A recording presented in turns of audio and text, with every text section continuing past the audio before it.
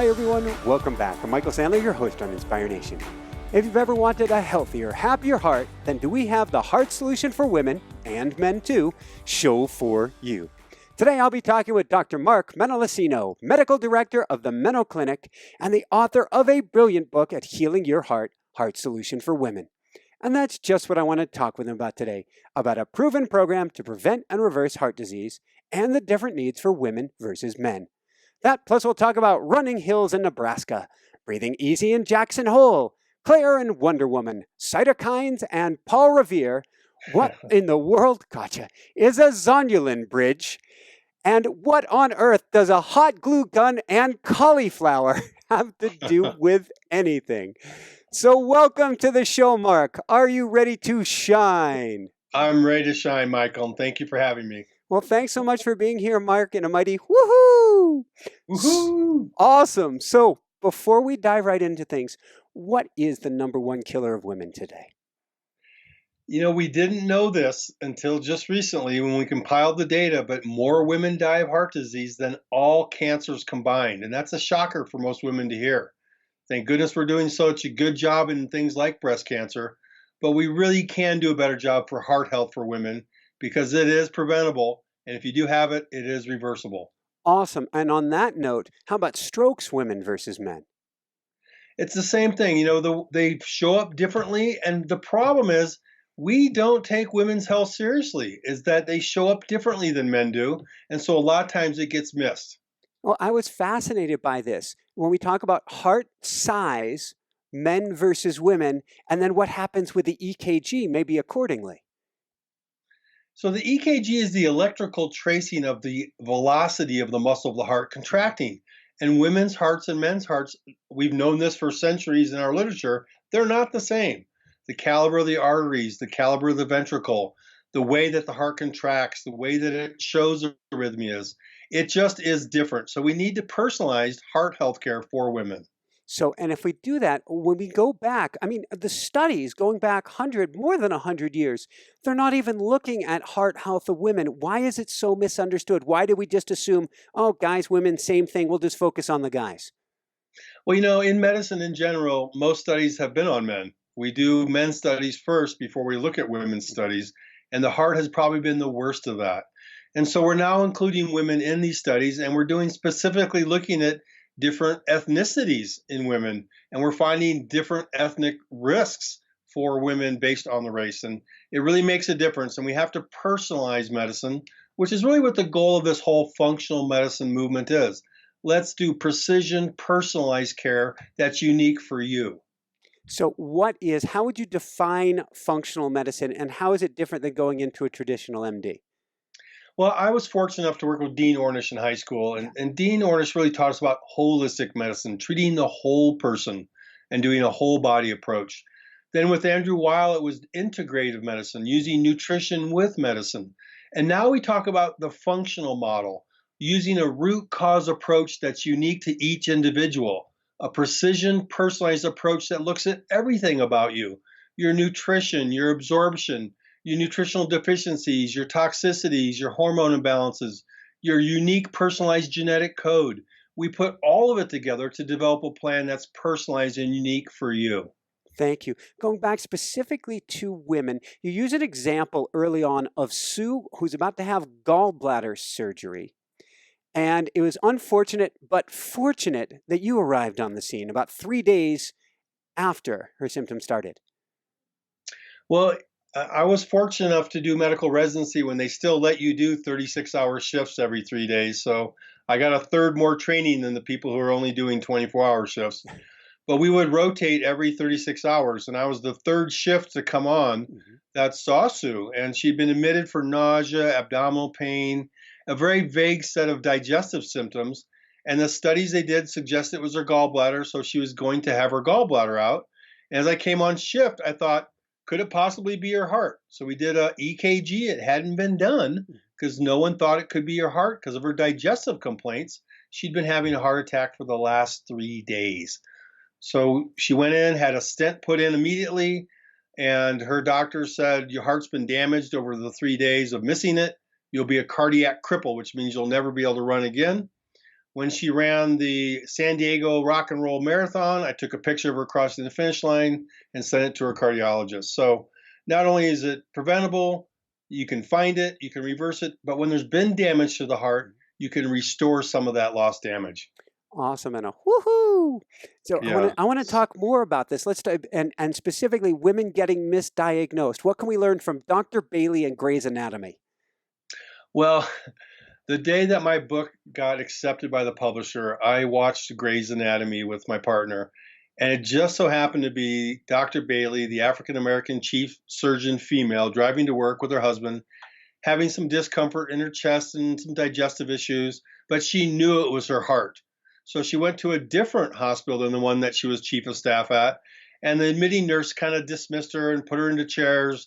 They finally got admitted. She saw the ER doctor. He asked about the stress at home and stress with her child and her husband, the firefighter, and of course, stress at work as chief of surgery.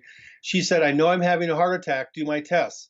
The tests were equivocal, like they are on a lot of women in the middle of a heart attack. The blood tests weren't quite positive. The EKG didn't look classic enough for a heart attack. So they sat and waited. She demanded a second opinion. They brought her a psychiatrist. So she ended up having a heart attack. And of course, it's TV. She had emergency surgery and survived. But a lot of women are more likely to die from a heart attack than men are. So we have to prevent it from even happening. But sometimes TV does mimic real life, and women just get missed. It almost sounds, forgive me for saying this, it almost sounds like you're looking at a different species, or like I'm watching Star Trek and they just don't have the tests to do on Spock that they do on humans, and so they can't get the same results. Well, we're taught in medical school what we're taught in medical school. My first day, the chancellor said to all of us, half of what we're going to teach you, you're going to find out is false by the time you graduate. Your job is to figure out which half.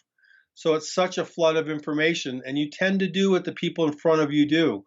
Well, there's pioneers like Dean Ornish and Andrew Weil that have said, let's do a different way.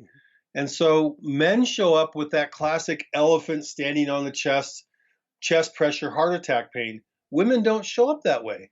They have anxiety, nervousness, palpitations, dizziness, nausea, abdominal pain, back pain, shoulder pain. It shows up a lot differently than the classic elephant on the chest.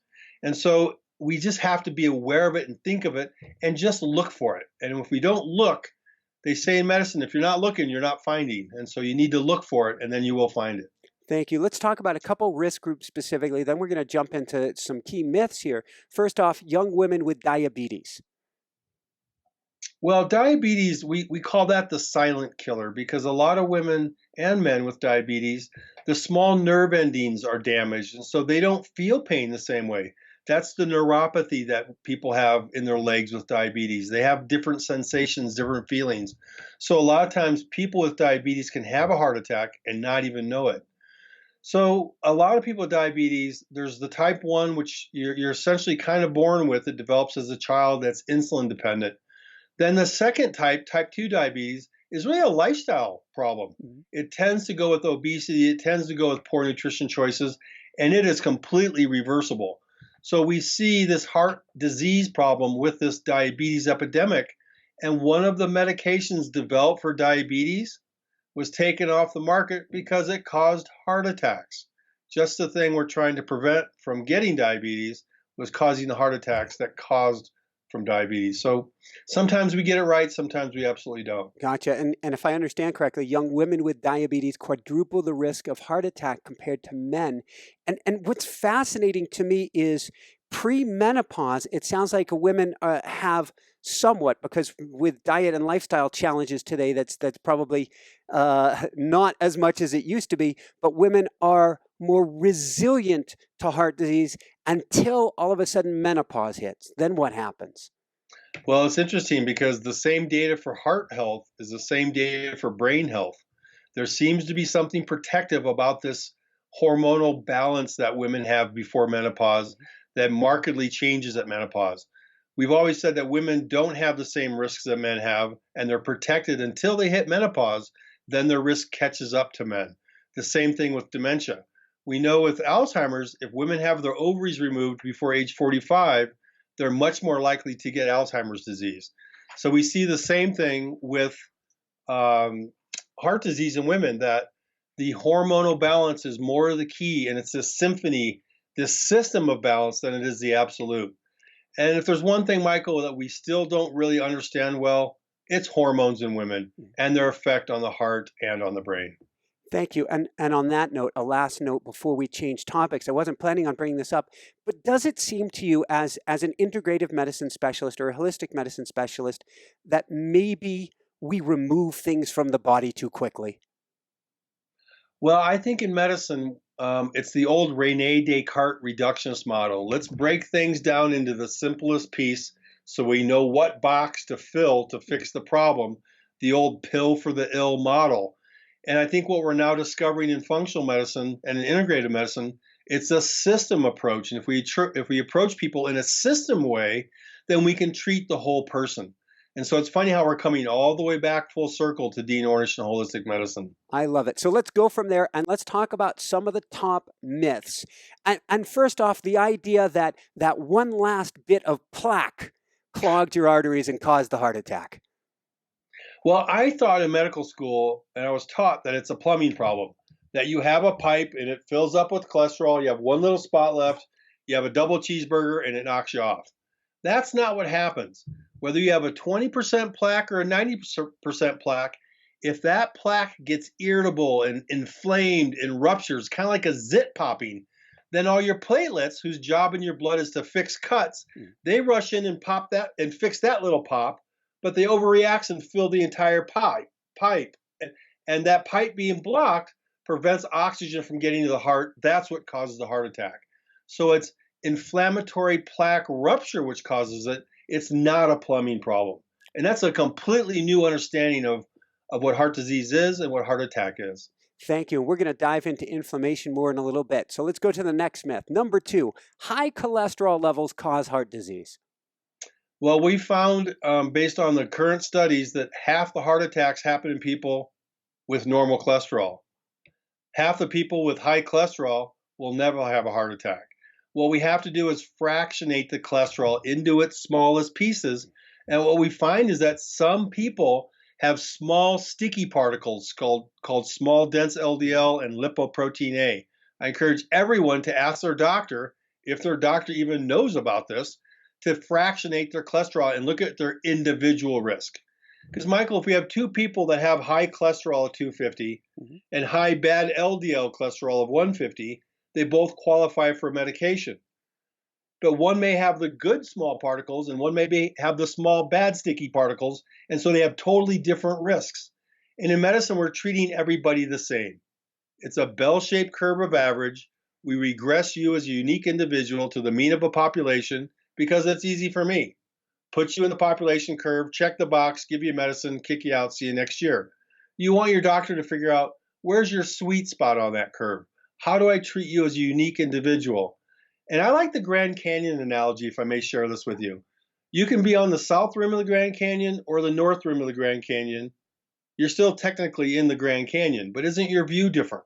So where you are on this bell-shaped curve, on the low end or the high end or right in the middle, your health risk is markedly different, even though you're normal. And normal in America today is diabetic and obese. And it's crazy. So I'm the author of with my wife, of Barefoot Running and Barefoot Walking. Great. And it's fascinating. Love it. Thank you. It's fascinating when you look at an anatomy, a chart of anatomy, male anatomy, female anatomy, it doesn't matter. And you will see that the big toe is pointed inward from a bunion, which is actually caused by that cadaver having worn modern shoes for their 50, 70, 80 years. But we consider that normal, but that's not natural. Yes. Completely. Well, go for it. I love the work that you're doing, and the walking barefoot on the ground, living here in Jackson Hole, is such a grounding event. I tell all my patients to do that. There's something magic about being barefoot in our environment, not on concrete, not on asphalt, but on real ground, and it does make a difference. And I think you really shared a great message, Michael. Thank you, thank you. So we covered myth number 2 on cholesterol. I think we covered number 3 on LDL and HDL because it's not just about that. But before we dive into myth number 4, why is the cholesterol myth too big to fail? Well, the problem with it is that we want things easy. So for women, we take their total cholesterol, divide it by their good cholesterol, and give them a ratio. And based on that ratio, we predict their risk based on regression analysis of statistical models. Again, you don't want to be that person that's a statistic. And I don't treat ratios, I treat human beings. So we really need to personalize it beyond these. They talk about evidence-based medicine, and I think evidence-based medicine is a great start. But when I see someone, it's an N of one. It's all about that one person in front of me that I need to care about. So let's go from there. Myth number 4, fat is bad for your heart. Well, not all fat is bad fat. There's good fats and there's bad fats. And that's one of the things I think everyone should learn.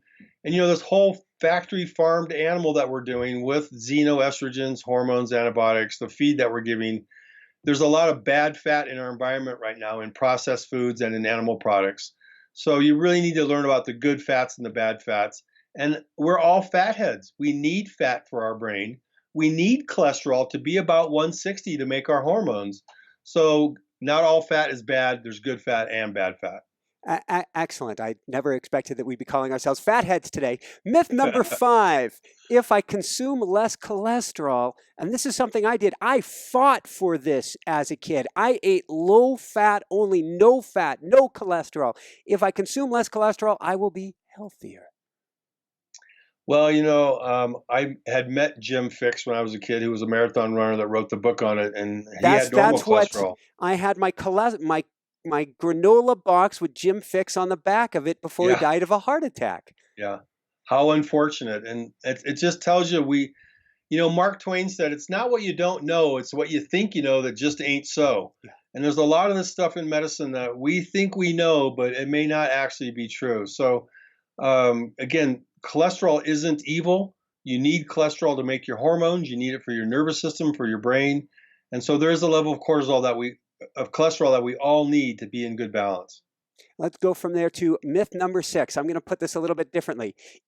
Doc we trust.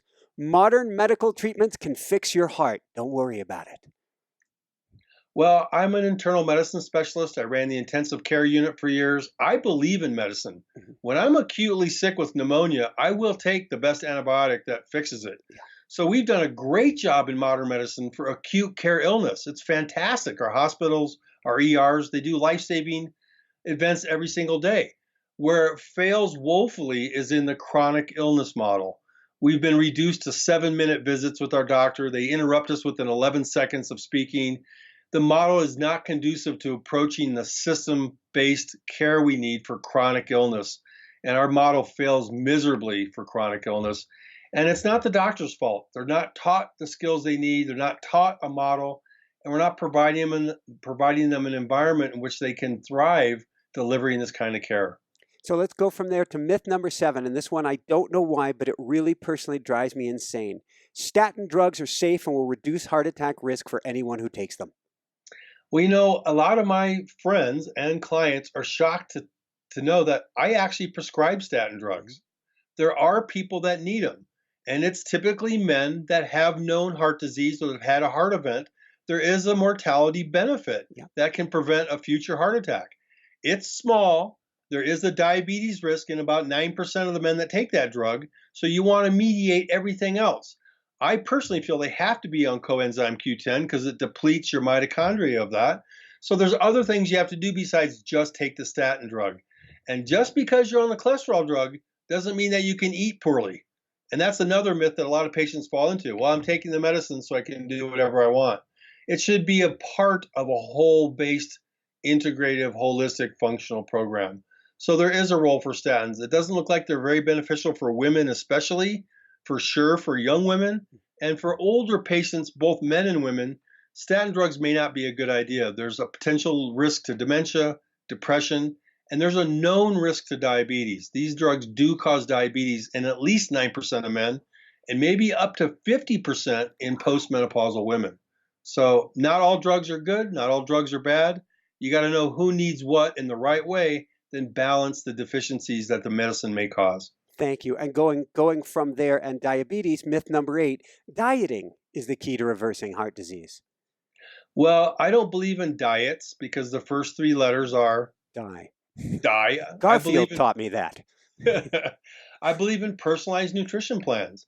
Number one, what does your body need? And there are some food sensitivity tests that give you some insight into what foods may or may not be good for you. You can do an elimination diet so you can see how does your body feel when it gets rid of some things and adds some things back.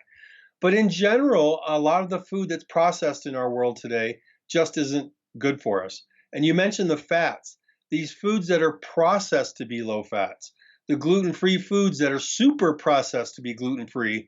They use a lot of starches and dextrins and other chemicals that are actually worse for you than the original compound. So I think it behooves everybody, particularly those of us with children, to help figure out what foods help us thrive, heart and brain, and what foods may just not do well for us. And it's pretty easy to figure it out. Awesome. And then myth number 8, I really like this one. Calories in equals calories out. It's all the same. Well, I take care of a lot of professional Olympian athletes, and I had an argument with a dietitian. And for me, Michael, whether you're a MD, a DO, a chiropractor, a nutritionist, a physical therapist, a naturopath, I have no ego here. As long as you're doing good care and you care about your patients, I love that you're on our team. But we had a disagreement about calories in equals calories out. I think that's the myth perpetrated on women to make them feel bad about themselves. They go to the doctor, they're overweight. He says, eat less, exercise more, it'll magically be better. I'll see you next year. And they say this every year. Well, they took genetically identical mice, fed one mouse twice as much food, it got fat. Then they took the microbiome out of the thin mice, genetically identical, put it in the heavy mouse, and the heavy mouse got skinny. So we know that the microbiome, our bacteria, extracts different calories. That's just one example. Many women come in here, they know they have a thyroid problem. Their old ranges haven't been adjusted in most doctors' offices. Their temperature is 96 degrees, so that thermostat equation never will balance, and they can't ever lose weight. And it's because their thyroid's not working. So it's a lot more complicated than calories in, calories out. That's just a flat out myth perpetrated on women to make them feel bad about not losing weight. It also makes me think of things like pink packets, anything that says 0 on it, or things that taste sweet but artificially are not, that we think are not doing anything to our metabolism. And what did we just find out about artificial sweeteners? That the thing that makes diet soda diet actually is a hormone disruptor and makes you fat. So drinking diet soda actually makes you fat. It's just crazy. So again, it's not what we know, it's what we think we know. So let's go from there and let's talk about, I think they called it, what is it, the epidemic of the century, Time magazine in 2000. Let's talk about inflammation. What is it doing to our bodies? Well, inflammation is at the root of all evil. In medicine today, we have all of these itises. We have dermatitis, esophagitis, gastritis, colitis, arthritis, encephalitis. We have all these inflammation itises. So inflammation seems to be at the root of most illness, and for sure it's at the root of all chronic illness. It sets up this cascade of miscommunication of chemicals. You mentioned the word cytokine, these chemical messengers. It just lights up a firestorm that's very difficult for the body to put out. And once that forest fire starts, it can spread to other areas. So we typically see patients come to our clinic that have multiple problems. They have multiple inflammatory itises, and there usually is a single cause that's driving all of them. This is the root cause medicine that's so fun to practice. Now, two different people with dermatitis may have two different paths that they got that inflammation or why their body's inflamed, and that's the fun detective work to figure out why the unique person in front of you has this. But it's difficult for your doctor just to write a cream or a steroid lotion or a pill to put out that skin rash when you've got to look at the root cause. And the gut is the seat of your immune system. It's where most inflammation starts. If not sure, go with the gut. Awesome. And on that note, I really liked your concept here about figuring out where the inflammation starts. What does a baby have to do with inflammation? And I've got one of those babies myself. Help me understand your question. So you talk about if it's your job, your 4-year-old, your 10-year-old, you're nursing a new business, you're an entrepreneur. We all have that one thing that we put ahead of what we know may help us, or we reach for something that's inflammatory producer because I don't have time. I've got to focus on my baby. That's such a great point. And, that's why I love caring for women, because women are the caregivers of the world. The recent data for Alzheimer's shows that caregiver stress in Alzheimer's actually can cause dementia. And we know that stress is good. Stress got us out of bed today. It's how we internalize it. Are you a half full person, or are you a glass half empty person? So it depends on what that baby internalizes it. And no one likes to hear this, but Michael, we're still cavemen and cavewomen running from the saber-toothed tiger. Mm-hmm. So our body will scavenge everything in our hormone system to feed the adrenals, because we need adrenaline to run from the saber-toothed tiger.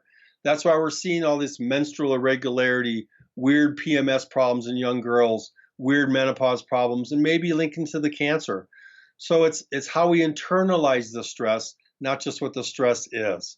My wife gave me a beautiful meal just 30 minutes before the interview.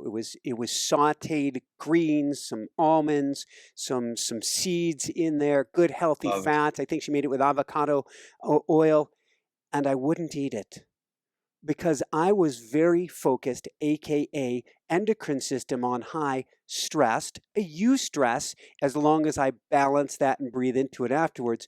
But I knew eating that at that point wouldn't have the same pathway as if I was relaxed. Well, I would say the most important ingredient in the meal she made you was love. Yeah. And I think, we talk about the Mediterranean diet. And if you want to pick one food plan that prevents all cause mortality, which means all causes of death, 50%, there's no drug out there. It's the Mediterranean diet. But it's different in France, in Greece, in Italy, in Spain. But the unique character of the Mediterranean eating plan is what? You eat it together with people you care about in a loving social support way. That may be more powerful than any of the ingredients of the food plan. So it's, don't sit in your car and shovel down the fast food. Sit at your desk working on checking social media while you eat your food. Eat food with someone you care about, even if it's your dog. But eat with love, eat with support, and make food a passion, not a job or a duty. So I love she did that for you. Awesome. And I must admit, I am, as the rest of us, a learning work in progress. We all are. I sat down and I had my all natural, in quotes, granola with some cacao and almond milk. And yes, I knew one of the ingredients in there, although I have it in moderation. I put that in quotes because there may not be such a thing. Some sugar in there. But and then I read the section, sugar, have some sugar with our sugar. Where did I go wrong, and what's wrong with these simple carbohydrates for our heart? Well, these empty calories are really the thing that gets so much of us. And, I have a picture on my wall of 1,000 calories of broccoli and 1,000 calories of soda pop, and then 1,000 calories of bread. And guess what? Every slice of bread has the same sugar load on you as a can of soda pop, whether it's a muffin, a bagel, or a 7-grain whole wheat toast. So there's a lot of things in our food that we don't understand what the sugar load is. And the fancy term is this glycemic index. And the easy way around it is just get some protein every time you eat, whether it's a little bit of nuts, whether it's some nut butter, whether it's some farm or wild caught salmon or fish, or healthy organic grass-fed wild game or game. Really try to get that protein with your food and not just eat these empty calories. The other thing that's confusing, Michael, and I'd love your take too, is what do you do about sweeteners? Is there really an artificial sweetener that's safe? And I don't think that there is. We use xylitol for some people, but it causes diarrhea in them. So everyone has its problem, and every once in a while I find someone who is incredibly allergic or intolerant to different sweeteners. And so they won't feel good, and we'll find out they've been doing this sweetened tea, or they've been doing some other food source that has a chemical in it that they're sensitive to. So it's really interesting what food can be medicine, food can be poison, and it's all different for everybody. I'm going to go for my answer, my take on this. I'm going to go to Ayurveda, which is it's Please. not about the exact calorie, it's about the taste on the palate. If it tastes sweet, it's going to have a certain pathway that it goes down, whether you try it to trick it or with chemicals or not. And when you trick it with chemicals, then we're going into like xylitol, we're going to affect the gut. There goes our gut health. There goes the whole game. You know, Jeff Bland, who's the father of functional medicine at the last International Congress, was sharing that there's 23 different types of taste receptors. Even though we have a limited number of types of taste, there's different receptors on our tongue. Guess where else they are? They found them on a woman's ovary. Oh. So why would there be taste receptors? The same proteins that make the taste receptors are in the ovaries. So maybe there's other areas of the body that are sensing some of these as well, some of these pleasures or pain. And it's interesting to see that, again, what we think we know, we may not know as much. So, and on that note, I am predominantly a vegan, and I'm going to go with what we don't know may be hurting us just as much. I'm not saying there's anything wrong with vegan. I'm not saying there's anything wrong with eating meat, although I recommend as much moderation for the planet at a minimum, if not for compassion for animals. But I can't say I know what's best.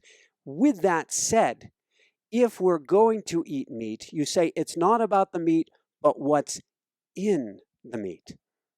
Yeah, and I respect that tremendously with what factory farmed animals, what we're doing to them, with them, and to our environment. And if someone asks me what's the one thing that I should try first, I tell them try going vegan. If it works for you, that may be the easiest, best solution. It's not easy to be vegan, but it's one answer that has a lot of good consequences for your health, the health of society, the animals, and our planet. Now, there's a big difference between the grocery store meat and the healthy, grass-fed, GMO-free, free-range meat. And, you know, so of course they trick us. They talk about free-range chickens, but it's a chicken coop with 3,000 chickens in it and a 6-foot by 6-foot square pen that none of them go out to. They still can call that free-range. So, you know, there's a lot of myth out there about what's what. But no, I do think that, you know, not all meat is meat. And I like to use the analogy of an egg. I went out to dinner, or I went out to breakfast and met a friend, and we had eggs, and they were whitish yellow. And then my neighbor, who hand feeds organic, non-GMO grain to her chickens, the egg was bright red, bright orange, almost red. And just intuitively, you could tell the omega status of those two food sources was dramatically different. So which one do you want to eat? Which one do you want to feed your kids? And it's really this next generation I think we need to be recognizing. My daughter's 18. She brought me lunch today. She's a foodie, and it's really this next generation. I hope we can share this information and have them be leading the charge to save us and our planet. I couldn't agree more. When I buy eggs, predominantly for my wife, it's not the best rule in the world, but it is a smart, fast rule, or a fast rule that usually has good consequences. I will buy the most expensive, and we can't all do that. I'll buy the most expensive because I want these chickens pampered and loved and having, you know, I guess it's free range that has 108 square feet, which isn't that much, but at least it's that. I'm calling it a good Buddhist number, 108 square feet, and that maybe they're brought inside and they're read bedtime stories. I don't know, but the love we give our animals, the love we give our food is the love we give ourselves. Yeah. And Michael, you make a great point. You know, if you think about a dozen eggs, you can get them for 99 cents or $6. But at the end of the day, it's still only 40 cents more per egg. So it doesn't really cost you that much. Versus, you know, why is a liter of soda pop 99 cents and a pound of organic broccoli $8? Yeah. So, you know, there's some things in our organic world that they're not that painful financially to do. Like a dozen of healthy eggs doesn't really cost you that much more than a pound of healthy meat does versus unhealthy meat. So I think, you know, our society's got to make a decision about what we want to feed and subsidize the right kind of farmers and the right kind of food. And that's a bigger question that I hope we're going to tackle in our lifetime. Well, I can see trends, and I do particularly see it with the kids when it comes to the environment, and the Nobel Prize recently won by a girl from Sweden. Kids are pointing out, wait, mommy, daddy, look at this. You said such and such. So I see hope. Speaking of that, I used to live a long time ago. I lived briefly in France where we would have our red wine in the evening, and the French do have overall better heart health. However, you talk about evening Chardonnay and why we might want to cut back. Well, you know, again, I'm a doctor of moderation. I think everything legal, you should be able to have a little bit of it. And so if you come home and have a glass of wine, drink really good wine, do it with someone you really care about, and make it a passion that you enjoy as part of your life. It's when people come home and have 3 or 4 glasses of wine to get over their crappy day at work, that's when it becomes a problem. So the data for wine is kind of unclear, and it depends if it's white wine versus red wine, California versus French versus New Zealand, South America. But in general, alcohol is a toxin. It's a Yes. toxin on the wiring of the heart. It's a toxin on the brain. So let's make no bones about it. Alcohol is a toxin. But I think when you do it in a balance, and the Mediterranean diet has red wine as one of its cores, I do think moderation. Now, the government says for women, 1 drink a day, for men, 2 drinks a day is safe. I think 14 alcoholic beverages a week for a man is a lot of toxicity. So I disagree with that recommendation. I think occasionally have some, do it with someone you love, make it a passion, but do it in moderation. I love that, and that seems to be a theme, both the moderation today and the love. So let's go on that love note. Let's talk about the heart, genes, brain, and gut. And do happier people, or people feeling more love, have less heart disease? Well, they do. And, we thought it was the type A stress people, the people who are all type A stress. And that came from actually an upholsterer, a furniture upholsterer in a doctor's office, a cardiologist's office, saw that the arms of the chair were wearing out faster than any other doctor's office. And it turns out that he talked to the cardiologist and it was his patients with heart disease. But stress isn't bad. It's the internalization we talked about. The people who are dangerous are the type A stress people who are hostile and angry and hold it in, particularly men.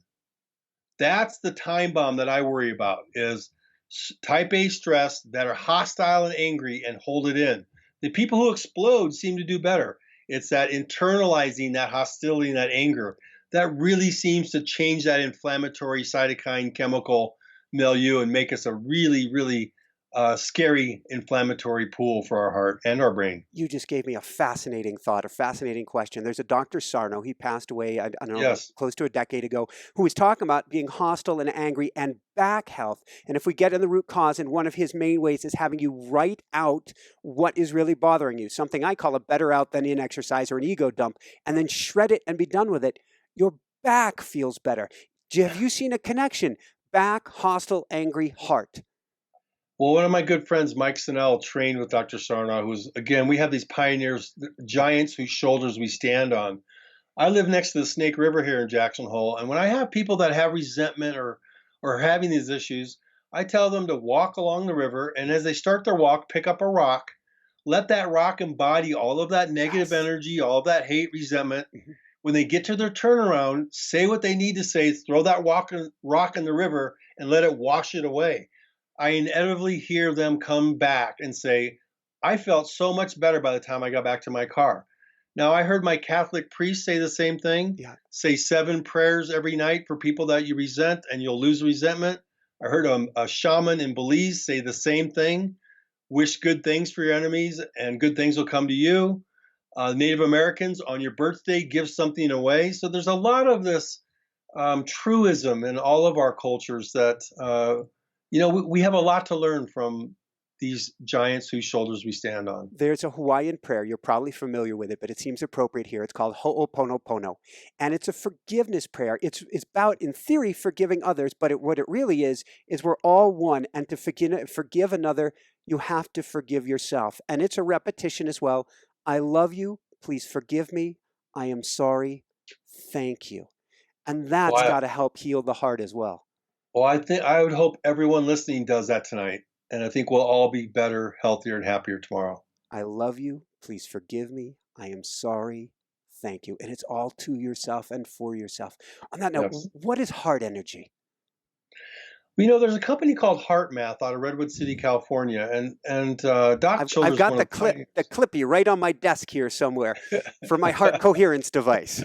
Yeah, and you're exactly right. And coherence is having this. And my coherence is this visualization of when I'd come home from call after a long hospital call, my daughter would run down the hallway, jump in my arms, and I'd hold her on my heart. And it could be your puppy, your dog, your child, your partner. That feeling you have of love and joy, that's what coherence feels like. That's really what we're getting at when we do deep breathing, guided imagery, meditation. And there's a way to measure that through your heart rate. And it's very simple to do. It's an inexpensive tool. And it's one of my favorite things in our practice. We actually have it set up and we let people use it for free. So it's just a great way. And we all have this vibrational energy around us. And that's why we mesh. Like as soon as you and I talk, even though we're a distance away, we mesh instantly. Then there's other people where you just don't have that. And it may be this vibrational energy. Because every heartbeat is a calcium and sodium ion channel movement. So there's an electrical gradient that is created with every heartbeat.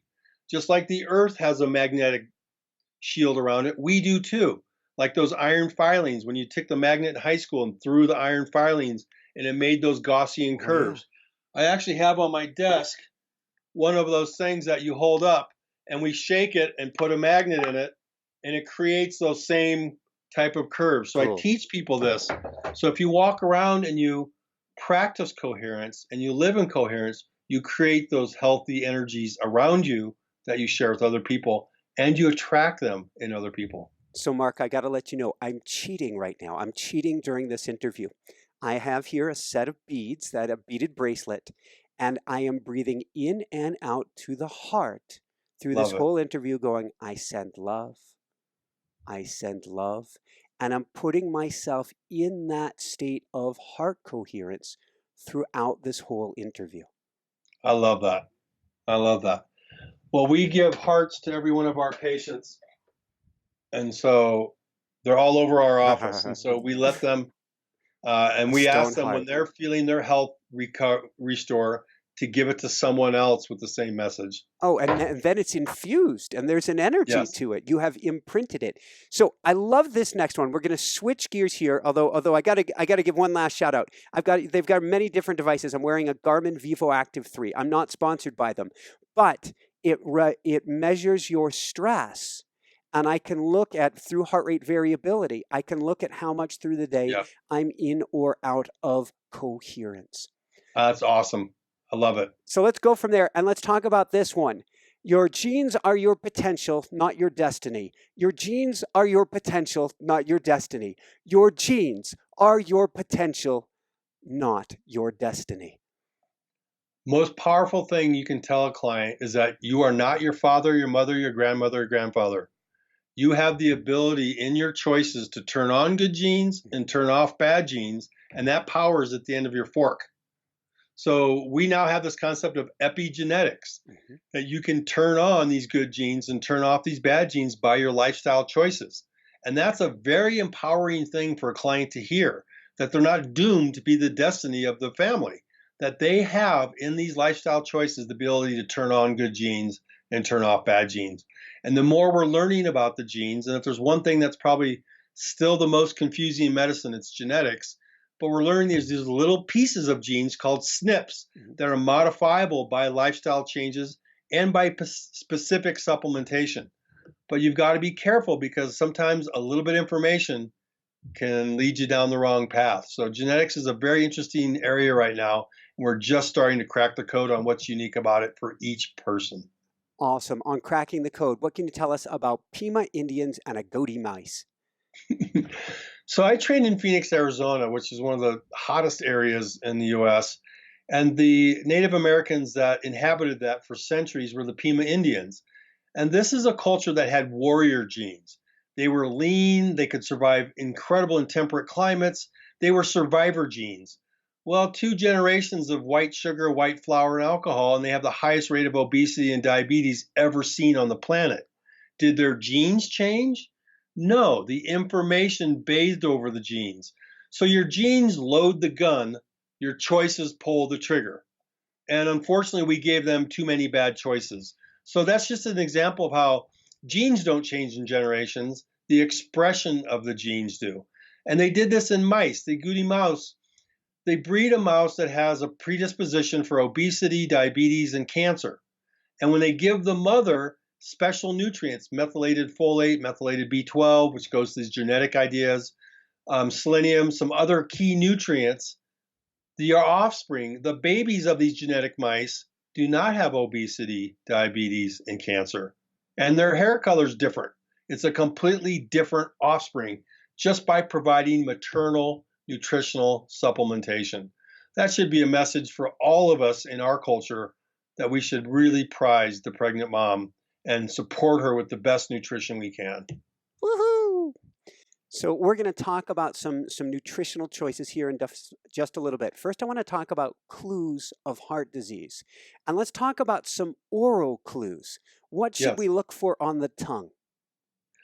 Well, the tongue, and again, this is, as you mentioned, Ayurvedic medicine and Chinese medicine, they have a lot of crossovers, as with naturopathic medicine. They actually took the time to listen to people Mhm. and look at them. And the body tells you a lot if you know where to look, and the tongue is the first thing. A white coating on the tongue is classic for digestive dysfunction, can also be a yeast overgrowth. You can see a bright red tip of the tongue, which can be an iron deficiency. Little red spots on the tip of the tongue can also be food sensitivities. Cracks across the tongue can be B12 deficiency. Furrows in the middle of the tongue can be celiac disease or gluten sensitivity. A scalloping of the side of the tongue, like a steak knife, can be thyroid disorders. So, again, the tongue tells you a lot right away. Then look at the mouth. Those silver fillings, they're not silver, they're 50% mercury. These I just amalgams. got mine out last month. I am, for the Yeah. first time since a kid, mercury, well, at least in my teeth, mercury free. And it's, for some people, it is a game changer for it, but you've got to do it with the holistic dentist, as you probably Yes. did, Oh, yeah. that really knows what they're doing. So for anyone considering it, do it right with people. So we also know that the bugs in the teeth and the bugs in the mouth, we find them in the brains of Alzheimer's. We find them in the plaques of people who die of heart attack. So we find the oral bacteria in the plug of the heart in men that die and women that die of heart attack. So we know that this inflammation can start anywhere, and the oral area is one of the big keys. We talk about the gut microbiome, the oral microbiome. Now we're looking at the nasal microbiome, the sinus microbiome. They're all a little bit different, and they all have to be in balance for you to have good health. I had sinus chronic infections for so many years. I had 3 different surgeries to correct it, none of which took care of it. In fact, after the last one, I got pneumonia. But with changes in diet and lifestyle, imagine that. I never get a sinus infection now. Yeah, we see that the same. When I was working at the Mayo Clinic, we did surgery, a study on chronic sinus patients, and we scraped out their sinuses. It looked like peanut butter. It was actually fungal infection, not bacterial. So they were getting antibiotics over and over and over, which were just driving the fungal infection. So again, it's not what you know, it's what you think you know. Yeah. So let's go from there. Let's talk about some external clues and what we should look for. And there are a whole bunch here. Yeah, so talking about the skin, little bumps on the back of the arm. They can sometimes be a food sensitivity or a lack of essential fatty acids from poor absorption. You can see little skin tags on the eyelids. That can be high triglycerides or high cholesterol. You can see a little blue circle around the iris or the colored part of your eye. That's called arcus senilis, which is related to high cholesterol. You can see a fat pad in the back of the neck, which is not glamorously termed the buffalo hump. That's a sign of insulin resistance. You can have dark areas underneath the arm or on the back of the neck, another sign of insulin resistance. You can see cracked fingernails, brittle hair telling you you're not absorbing, little white spots throughout the fingernails, zinc deficiency. You can see cracked and split nails and ridges in the nails, poor absorption. So there's a lot of things that we can see. And it's funny, Michael, because I tell my dermatology friends that, yeah, we can see food sensitivities on the skin. And they look at me funny, and I say, well, there's only one physical sign of celiac disease. This is the disease of wheat, and it's a rash on the shins. It can be anywhere, but it classically seems to go on the shins. It's a dermatitis skin rash. And I say, well, if gluten can cause a rash on the skin, why can't soy or dairy or corn or one of these other food sensitivity allergens? And they just kind of look at me funny and walk away. So we know that what happens in the gut can cause any issues. And the body tells you a lot if you know how to look at it. Our gut, if you'll probably agree with me, is really our skin. It's our inside out body, and it's really our skin. The gut skin and the skin on our skin, in many ways, the same thing. You know, someone explained leaky gut, which is this term so hard to understand. That's the barrier of the gut cells open up a little bit to let things through before they're ready. Well, it's just like if you turn that inside out and it was your skin, it'd be like your skin had a bunch of scabs in it and bacteria and bad things could get in. The same thing happens with the inside of the gut. So we see a real relationship to what's going on in the gut to what's happening on the skin. And for kids that have acne, the first thing you do is go off dairy and sugar, and a lot of them get better. And it's a key point of what we put on our skin that we think, oh, that's just safe. I'll just put some stuff there. Two last things on the external cues. First off, you said skin tags on the eyelid. What's that mean? What's a skin tag look like? It's like a little tag. It's like a little flap of skin, and it's typically dark in color, typically brown. And that's classic with a certain type of cholesterol problem and can be particularly if you have high triglycerides. Tri for three, glycerides for fatty acids. So a lot of times that's with the high fatty acid part of the cholesterol. And then the next one was fascinating to me, and I have to go to a mirror and check this out afterwards. Earlobes. Yes. So this was actually first mentioned in ancient texts in Chinese medicine 3,000 years ago. A 45-degree angle crease in the earlobe, in both of them, the same direction, has been correlated to heart health, particularly in men, sudden death particularly. And what we think it is, it's a sign of oxidative stress that for some reason shows up on the earlobe. Your ears have very poor blood supply, very poor perfusion. So maybe they're more sensitive to oxidative stress.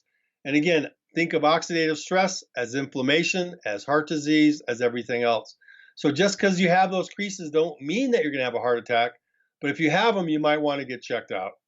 Very cool. And then let's talk about the internal clues. And one of them I'm still working through. It's a lifetime journey from a kid, then having challenges going to Africa, Morocco, and getting parasites as a young adult, working on our gut. What can our gut tell us as an internal clue to our heart health?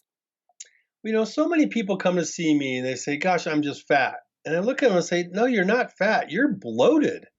And so I'll ask them, when you wake up, is your stomach flat? And then after you eat, does it get kind of poofy and I call it the Buddha belly? Does Yes, it get kind of round? And my personal experience is I test positive to certain foods, particularly dairy and some glutens. And I went to Italy, swam for a month, and ate bread 3 times a day. Came back, my stomach was flat. Came and had a bagel the first day I was here, and my daughter looked at me at dinner and said, "Dad, did you have a bagel? Because you've got a Buddha belly." So it immediately affected it. So it's not just the food, it's where the food is from. But a lot of it tells us, and you can tell by men always look, women never do, but you can tell by the shape, size, consistency of your stool. Is there undigested food? Does it float in the bowl? Is it waxy appearing? Is it particularly foul smelling? All of those things tell you hints about your absorption and about your microbiome. So, and it's saying that Michael still has some work to do. But I'm going to go actually after the one that you mentioned, this Elisa thing, which is the name of my sister who actually struggles with an autoimmune challenge herself. What is Elisa? And is there a way to get a test like this at home for food sensitivities? Yes, we're just setting that up ourselves here at the Meno Clinic. And there's now finger stick technology, so you don't actually need a blood test. You have to be careful who interprets it, and you have to be careful of the quality because not all tests are the same. But it's ELISA. It's a technology that looks at fluorescence, and it's what's used in high quality labs. It's like a CSI crime lab level of detection. Now, sometimes if you eat too much of one food, it can cross the barriers. But what we really want to know is what foods don't get used for nutrition. What foods drive inflammation? And that's what these food sensitivity, they typically measure a protein called IgG. And this is not a food allergy test. That's the kid who eats nuts and breaks out in hives and goes to the ER. That's a histamine IgE problem. We're looking at food sensitivities IgG. And there are tests that are available out there. Most natural doctors, most functional medicine doctors, but you've got to find someone who really knows what the test means. And what happens to a lot of people is they have this leaky gut or intestinal permeability, and the test looks like they're sensitive to everything. And it gets misinterpreted, and people get on these really strict nutrition plans. And particularly for young women, you've got to be very careful how you frame bad food and good food. So I focus my practice more on what foods are good for you rather than what foods are bad for you. And let's build that list so you have your good go-to list, not be afraid of your bad list. I'm going to ask just a question more or two, then we're going to go to this go-to list for the little bit remaining time that we have. How important is our mood in heart health, and what can it tell us about heart health? Well, you know, Michael, the number one risk of sudden death after a heart attack is what? It's not cholesterol. It's depression. Ah, And it goes back to the heart rate variability we were talking about. mhm. The brain has the vagus nerve that touches all of your organs, particularly your heart. And if you are depressed, it changes your heart rhythm. In fact, So we also, that affects your oh, I'm trying to remember the other heart. Dr. Sinatra we had on who talked about if they're depressed before, the mood before heart yes, surgery is going to determine the outcome more than the yes. surgery itself. Well, I have a master's degree and it was in the pharmacology, immunology of depression. To me, depression is an inflammatory disorder. We know that all these inflammatory chemicals are high when you're depressed and they go down when your depression clears. We also feel that serotonin is a key player in depression, but where's all the serotonin in your body? It's not up here. 90% of it's in your gut. So, we call the gut the second brain. It may actually be the first brain. Mhm. And we're now finding that the gut and the brain talk to each other with chemicals we're just beginning to understand. There's receptors in the brain for gut chemicals and receptors in the gut for brain chemicals. There's a crosstalk that's become fascinating. So we definitely know that the gut brain are linked, and then mood and gut health are intimately linked as well. Awesome, awesome. Let's go right from here. Let's jump into foods for a few minutes. I know we've got just a few minutes left. Should we talk about proper foods or should we talk about your Dr. Mark hormone protocol, which includes nutrition? Well, I think they're the same thing. You can't have healthy hormones if you're eating bad food.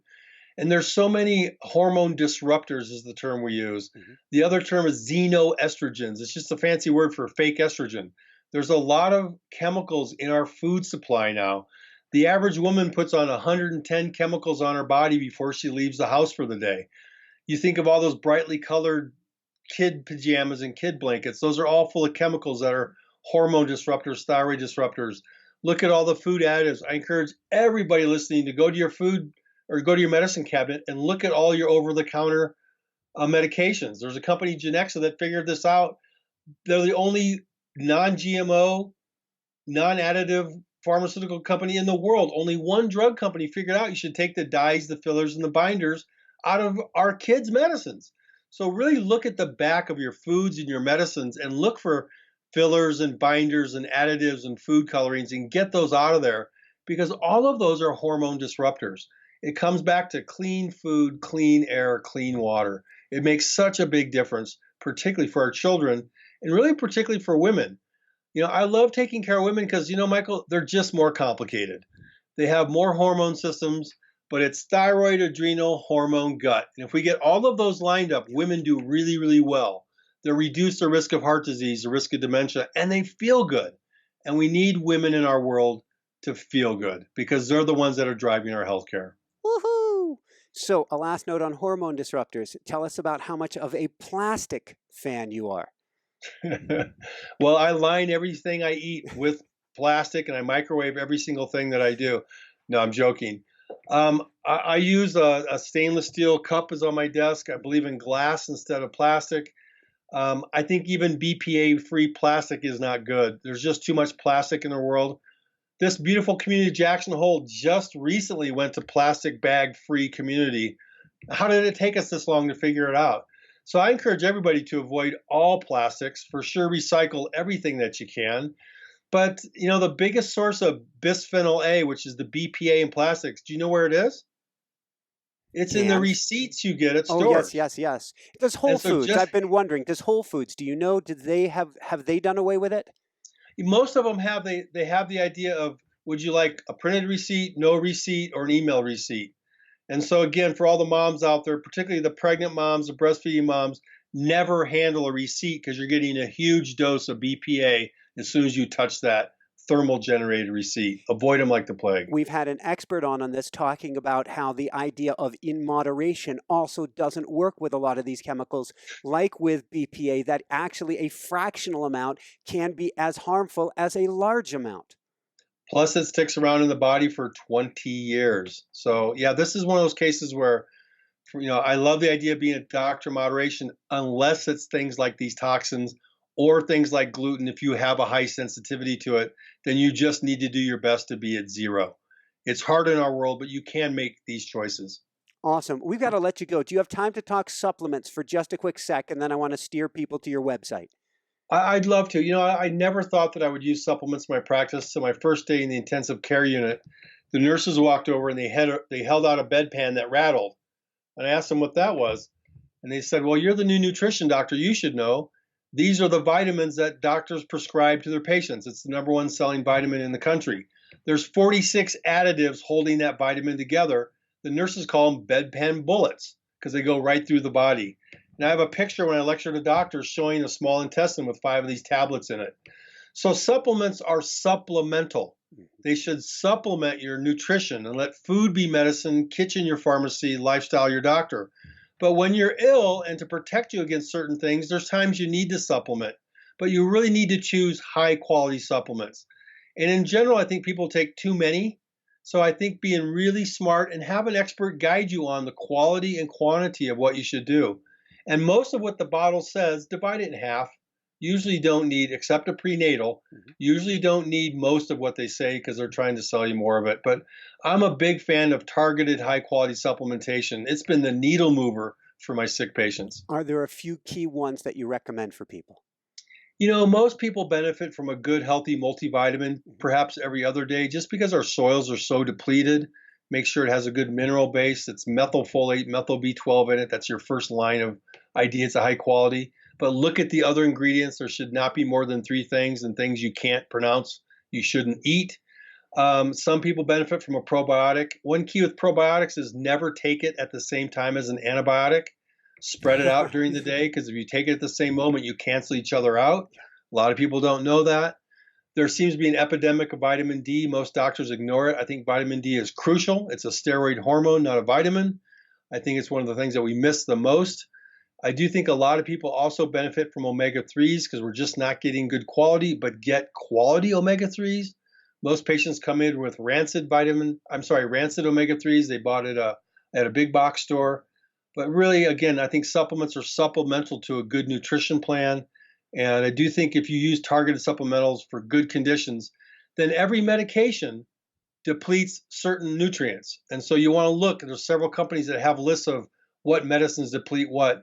Like the number one diabetes medicine, glucophage, depletes B12 in 60% of people who take it, which contributes to your risk of neuropathy, which is one of the causes of diabetes. So it's just interesting how we're coming full circle with our knowledge of supplements. And if you're a vegan or even vegetarian, then you need a B12 supplement, period. Absolutely. Absolutely. Two last supplements. We'll begin to really wrap this up quickly. First off, glutathione. Well, glutathione is interesting. It's what your liver makes to help you to get this phase 1, phase 2 detoxification. Basically, your liver gets rid of bad things. And most of us with the stress of our world are depleted. And some people genetically, we know this on our new genetic tests, they just don't recycle this chemical called glutathione. So it's like a super antioxidant. And people with specific conditions, particularly neurodegenerative disease like Parkinson's. David Perlmutter showed men with Parkinson's that could barely walk, they'd get IV glutathione and they could walk down the hall 20 minutes later. So there are some magic things that we see with this. But like anything, too much of something can be a bad thing. So for the right person in the right amount, it can be a game changer. I have a craving whenever I go for Japanese food for natto. What can you tell me about vitamin K? Well, vitamin K and natto kinase is very interesting. And there's a new one out called lumbrokinase, which is actually made from the earthworm. And it's a natural blood clot preventer. And it doesn't do the problems that blood thinners do. It's kind of like Ms. Pac-Man. It goes and looks for things building up and chews up the clot before it even forms, but doesn't have all the side effects of blood thinners. And I think, the K is very interesting. K is a family of vitamins, and doing the vitamin D with the K2 seems to be good for bone health for women, but also seems to be good for the lining of the heart. And so really looking at the foods you can get it, but it may be something we start implementing. So I'm a big fan of both vitamin D and K2 for multiple reasons. I like balancing the two of them. Are the vitamin D recommendations, you said take most recommendations, cut them in half. Does the same hold for vitamin D? It's interesting because there's 4 vitamins that you can get toxic in. And what are they? A, D, E, and K. And it's really the vitamin A. I've seen someone in liver failure from taking too much vitamin A in my residency. And vitamin D, I do see people taking 10 and 20,000 units a day that get high levels. I've never seen a clinical disease from it.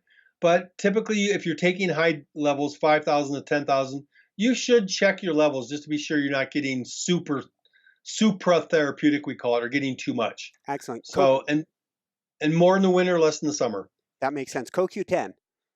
My favorite nutrient is CoQ10. You mentioned Steven Sinatra. He's one of my favorite doctors. There's a new CoQ10 called MitoQ, which goes into the mitochondria better. That's going to be the future of CoQ10 therapy. So we're getting smarter and smarter at our supplements, and we're finding things like this MitoQ and nattokinase and luminokinase. We're just getting better at finding these new targeted ways to get better results and be more efficient. So it's a fun time to be in functional and integrated medicine because it's exploding with knowledge, and we're actually helping people that medicine isn't able to help, or they're helping them using medications that have all of these downside effects. Since you mentioned medications, what can you tell us about getting off of pharmaceuticals or seeing our doc to get off of them? Well, I was taught that every medication is a poison with one good side effect, and that side effect is its pharmaceutical use. Now, that's a little cheeky to say, but it's actually true. So we do need medicines. There's time, like I said, in acute care medicine, you need medicines, and there's some benefit for some people for medications. I can't tell you how many 70-year-old patients I have that take no medications. They came in with 12 or 14 medications. Now they're not on any, and they're healthier. One of my patients went back to her Mayo Clinic physical for her executive physical, and her doctor said, "You're off your cholesterol drugs, you're off your diabetes drugs, your cholesterol is better, and your blood sugars are better. What did you do?" So he called me and asked what I did. I told him. He said, "That'll never work for everybody." Well, if it works for one, it'll work for 100, it'll work for 1,000. The model works. It's just that you have to have a partnership, a relationship. And, as doctors, challenge your doctor to walk the walk and talk the talk. Have them be the model of health, like yourself as a vegan. You're into food, you're into exercise, you meditate, you've got your HRV watch. Find doctors that are passionate about their own health and are willing to share it with you. On that note, where can people go to find out more, to find your beautiful book, to find out about Destination Wellness, and I want to see about sending you a pinprick of blood here, which is really, really cool. Where do we go? Well, go to Amazon to find the Heart Solution for Women. It's the easiest way to order it. You can come to our website. You'll get a bunch of free bonuses that give you information like all the physical signs that we talked about. There's a PDF that you can download for free from our website on that. It's menoclinic.com, MENOCLINIC.com, menoclinic.com. We'd love to see you there. Fantastic. And if you didn't catch menoclinic.com, come on over to inspirenationshow.com and we'll send you over to menoclinic.com. This has been fantastic, Mark. I could keep going. I'm sure you could keep going. You've got patients to see. On that note, any last words of wisdom you want to share with people today? Well, I want to thank you, Michael. It's because of people like you sharing this information that we're empowering our clients with knowledge and information to change their behaviors and get healthier. So kudos to you. And thank you as well. Woo! So for everyone out there, this is Michael Sandler saying, be well, have fun, get Heart Solution for Women, and begin healing your heart today and shine bright. Woohoo! Woohoo! Awesome, awesome, awesome, Mark. Thank you, Michael. You're a great interviewer. I appreciate the time. I had a phenomenal heart healing time talking with Dr. Mark, and hope you did too. To hear more heart healing interviews, click here, subscribe below.